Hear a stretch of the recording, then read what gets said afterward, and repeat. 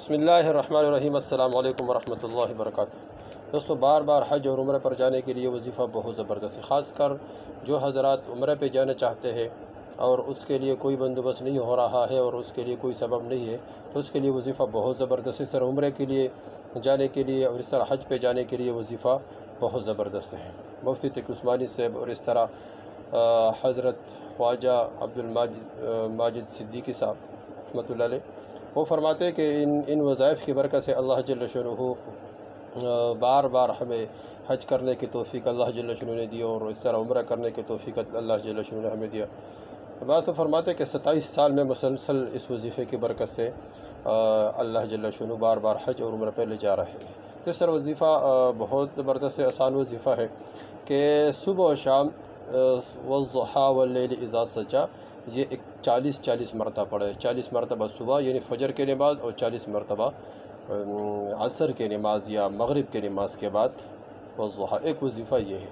دوسرا وظیفہ یہ ہے کہ عصر کی نماز کے بعد یا اللہ یا رحمان یا رحیم یہ 100 مرتبہ پڑھیں اور اس کے بعد 100 مرتبہ تلبیہ پڑھیں، 100 مرتبہ تلبیہ پڑھیں اور یہ وظیفہ مسلسل کرے۔ عصر کی نماز کے بعد یا اللہ یا رحمان یا رحیم 100 مرتبہ اور 100 مرتبہ تلبیہ پڑھیں۔ اور ایک عمل اور بھی ہے کہ تہجد کے وقت 2 رکعت، یہ علیحدہ علیحدہ عمل ہے، وہ ضحیٰ والا سورہ ضحیٰ والا علیحدہ عمل ہے، 40 دفعہ صبح اور 40 دفعہ شام پڑھے۔ دوسرا عمل یہ کہ عصر کی نماز کے بعد یا اللہ یا رحمان یا رحیم 100 مرتبہ پڑھے، اور اس کے ساتھ یہ عمل ہے کہ روزانہ عصر کی نماز کے بعد تلبیہ 100 مرتبہ پڑھیں۔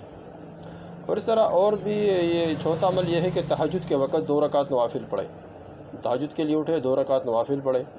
پھر اس کے بعد یہ جو نوافل پڑھتے ہیں تو وہ نوافل اس طریقے سے پڑھیں، نوافل کے بعد دعا مانگیں، لیکن نوافل کس طرح پڑھیں؟ اس طرح پڑھیں کہ سورہ فاتحہ پڑھیں، سورہ فاتحہ کے بعد جو ہم سورت پڑھتے ہیں تو اس سورت کو 41 مرتبہ الم نشرح لک پڑھیں۔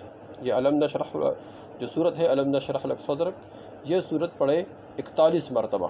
اور دوسری رکعت، ایک رکعت مکمل ہو گیا، دوسری رکعت میں پھر سورہ فاتحہ پڑھیں اور 41 مرتبہ سورہ کوثر پڑھیں، 41 مرتبہ سورہ کوثر پڑھیں۔ یہ صرف 2 رکعت نوافل پڑھنے ہیں تہجد کے وقت، اور اس کے بعد دعا مانگیں۔ انشاءاللہ یہ عمل مسلسل کریں، اللہ جل شانہ غیبی خزانوں سے بندوبست فرمائیں گے۔ دوستو، یہ بہت آسان اعمال ہے، ان میں سے جو عمل انسان کے لیے آسان لگے تو ان میں سے کوئی ایک عمل کرے، یا اگر سارے اعمال کرنا چاہتے ہیں تو اللہ جل شانہ بار بار حج اور عمرہ کرنے کے توفیق عطا فرمائیں گے۔ دوسرے وظائف خود کرے، آگے شیئر کرے تاکہ سب کو فائدہ ہو اور کوئی بھی اس سے محروم نہ رہ جائے۔ والسلام۔